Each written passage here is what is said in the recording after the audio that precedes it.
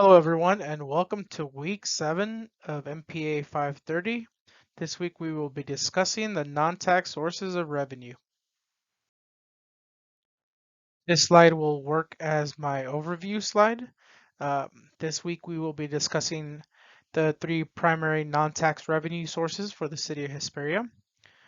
Why does the city of Hesperia rely on these revenues? And should the city of Hesperia change this? Some of the ways a city can generate revenue without imposing taxes, is to user fees, and those come from the sales of licenses to individuals or businesses.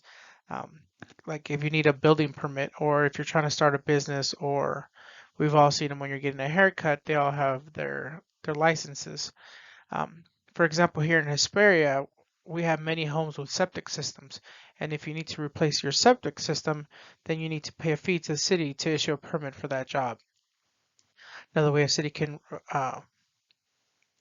generate revenue is user charges, and those are volunteer services that a government agency provides, such as public pools or publicly owned museums. And last, um, a city can generate revenue by having a fiscal monopoly, and that's when the government agency receives money for providing a service that no one else can.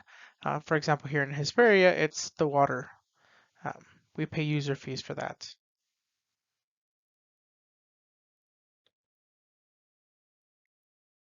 Here we're looking at the city of Hesperia's revenue. Um, and since this week we're looking at non-tax revenue, we can see that by looking at the pie chart and the breakdown of the data that number one, charges for services brings in over $34 million. And number two, we have reimbursements and other revenues, and not counting taxes. At number three, we get grants, and that brings a little over $20 million. The question we must answer this week is, why does our city rely upon these revenue sources? And the answer is because if you look at the previous slide, the city generates over $131 million, but it also spends $130 million of the budget. So if it didn't have these additional non-tax sources, um, the city would have to look at additional measures of rate of making up that difference. In conclusion, at this moment, I wouldn't recommend that the city of Hesperia change the way it does its budget or the way it generates revenue. Um, I've discussed in the past that the city has received numerous awards for its budget and its ability to maintain the budget.